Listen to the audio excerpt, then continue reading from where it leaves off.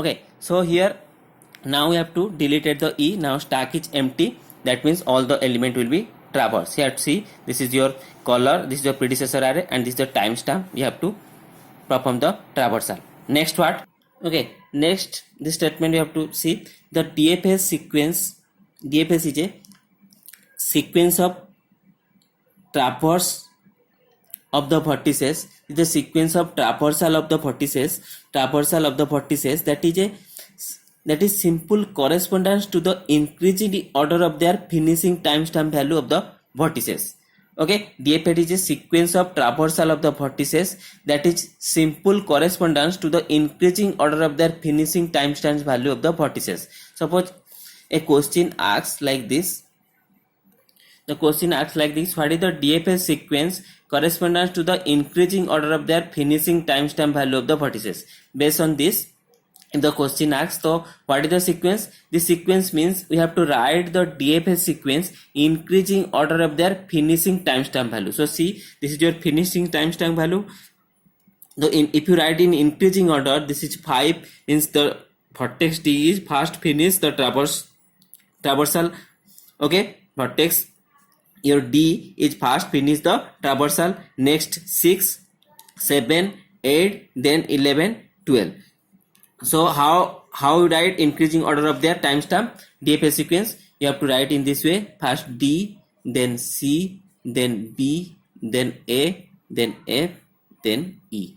Okay, so you have to perform the traversal, and here also we write we have to take in two source value. One is your A, another is your E. Then you have to find in this order, first D, then C, then B, then A, then F, then E. Okay, in this order, increasing order of their finishing timestamp value of the vertices. Okay, next work is draw the tree using this predecessor and the timestamp value. Let's see. Okay, I am again written this predecessor, the array value, color predecessor, distance timestamp, and the discovery timestamp and the finishing timestamp value, and this is your original graph are there. So you have to draw the spanning tree. See here, before going to the spanning tree, first I am writing the timestamp value. See, for A, this is the starting discover at 1 and finishing at 8. So how to write this? Like this: 1 we have to start and 8 we have to finish. From B, suppose 2 and finish 7, so B/7. C, it is 3/6. Okay, inside this you have to write here. Then D, it is 4/5, and from E it is 9 and 12, 9, 12, and from 10 it is, so F it is 10, 11. This is your discovery and finishing time. So how to draw? First you deploy the node at its respective position.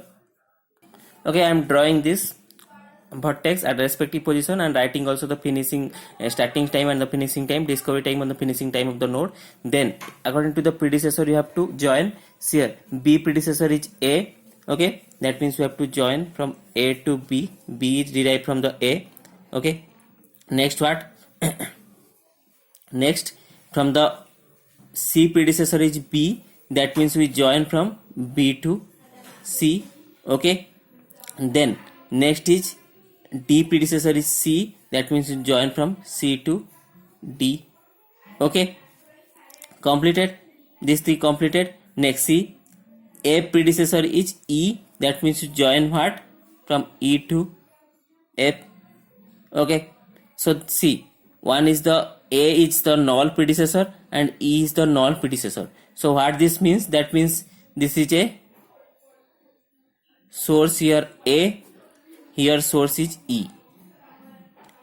Source is E. Okay, so can we call this figure as a tree? No, this is not a tree.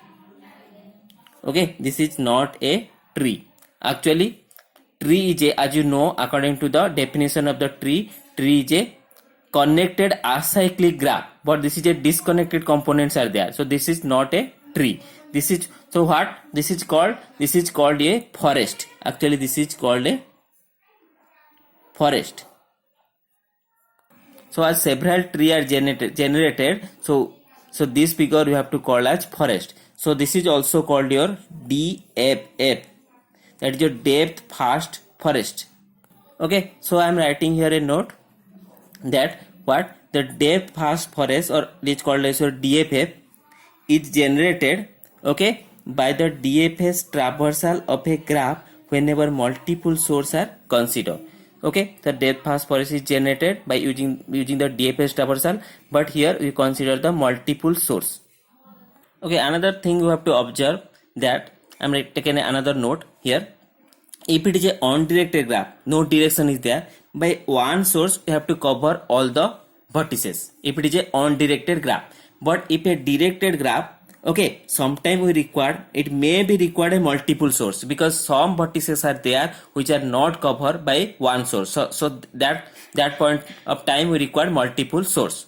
Okay, so in the DFS, if you use undirected graph, only one source, we cover all the vertices. If it is a directed graph, sometimes maybe it required multiple source to cover all the vertices. That means if it is a undirected graph, it generated what? It is generated a DFT, depth first tree. Okay, depth first tree.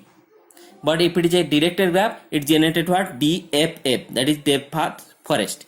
Okay, but another thing also there, for BFS is always generated a BFT, breadth first tree. It is not generated a breadth first forest. So for a undirected graph, it is better to go from BFS. For directed graph, it better to go DFS. But if you go undirected graph for one source, it generated for DFS, it generated DFT, and from directed graph maybe required multiple source, it generated what? That is DFF, that depth first forest. Okay, so this is your completion of the depth first source explanation.